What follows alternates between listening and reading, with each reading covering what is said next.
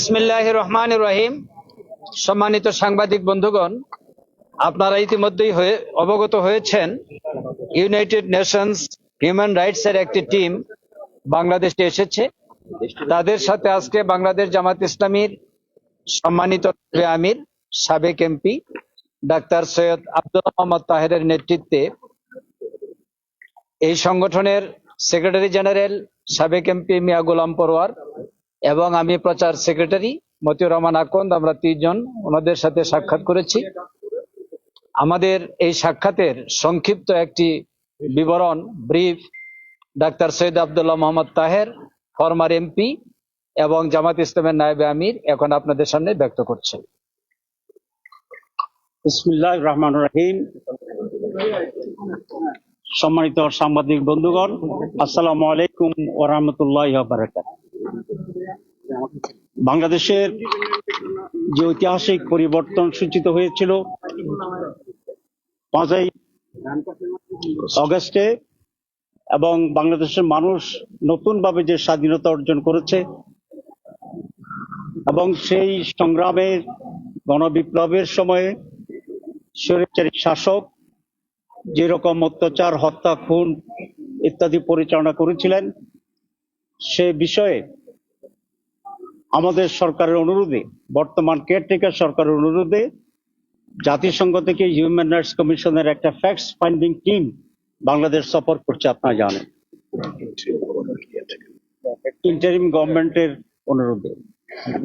এবং তারা বাংলাদেশে বেশ কয়েকদিন ধরে অবস্থান করেছিলেন। বিভিন্ন দলের সাথে, গ্রুপের সাথে তাদের আলোচনা হয়েছে এবং ওরা আগামী শনিবার চলে যাবেন।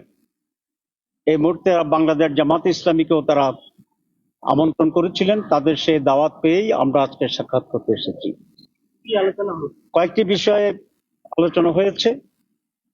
তাদের এটা মূলত ফ্যাক্টস ফাইন্ডিং টিম। এরপরে আরেকটা টিম আসবে যারা বিভিন্ন ক্রাইমসের, হত্যাকাণ্ডের ইত্যাদি বিষয়ে কিভাবে বিচার হবে, সরকারকে সহযোগিতা করবেন, সেই টিম পরে আসবে।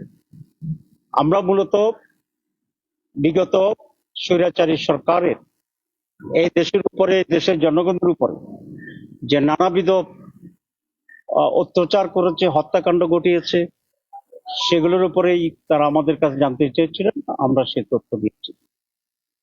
আপনারা জানেন যে এই স্বৈরাচারী সরকার 72 থেকে 75 সালে ক্ষমতায় ছিল, তখনও প্রায় 30,000 লোককে তারা হত্যা করেছিল।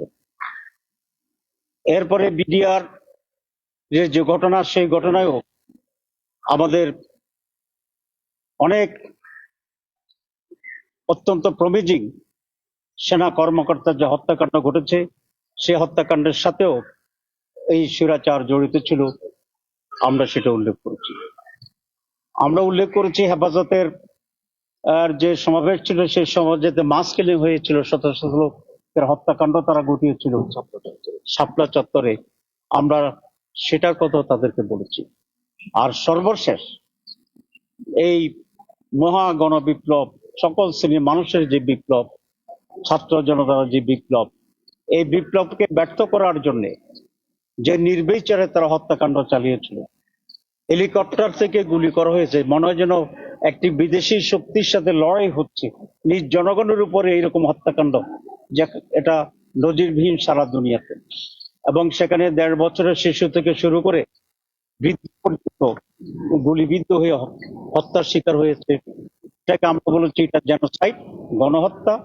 এটাকে জেনোসাইড হিসেবে টেক আপ করে যেন সুষ্ঠু বিচার হয়, সেই ব্যবস্থা গ্রহণ করার জন্য, এবং সেই বিচারটির জন্য একটা স্পেশাল ট্রাইব্যুনাল গঠন করে আজ ইন্টারন্যাশনাল ক্রিমিনাল কোর্ট, যেটা হবে আইসিসি, সেটার কতিপয় আইন সংশোধনের মাধ্যমে ক্রাইম এগেইনস্ট হিউম্যানিটি এই নামে একটি ট্রাইব্যুনাল করে তদন্ত এবং সঠিকভাবে যেন এটার বিচার অনুষ্ঠিত হতে পারে, সেভাবে বাংলাদেশ সরকারকে তারা যেন সহযোগিতা করে, এবং সে বিষয়ে আমরা অনুরোধ করে আসছি।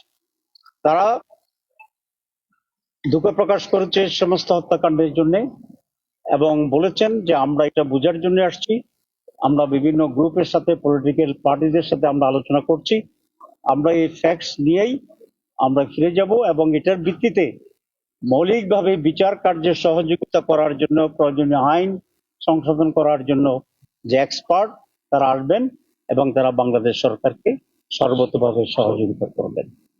এই হচ্ছে আজকে মূল আলোচনার জিস্ট। আপনাদের সকলকে ধন্যবাদ। ভাই বিচার ধন্যবাদ। করতে তারা কি বলেছে? আপনি যেটা বলেছেন যে বিচারটা কবে নাগাদ হতে পারে এইসব বিষয়ে?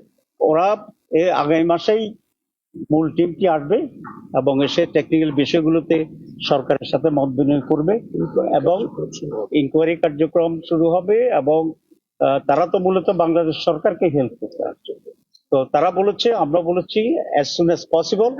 তবে আমরা একটা কথা জোর দিয়েছি, যেন বিচারটি সঠিক পন্থায় এবং সঠিকভাবে হয়, কোনো ভুয়া বা ফলস কোনো কিছু এখানে যেন না আসে এবং প্রয়োজনে বর্তমানে যে আইন আছে সেই আইন সংশোধন করতে হবে এবং সেই জন্য যে এক্সপার্ট সে এক্সপার্টের এখন ওয়ার্ক করতেছে।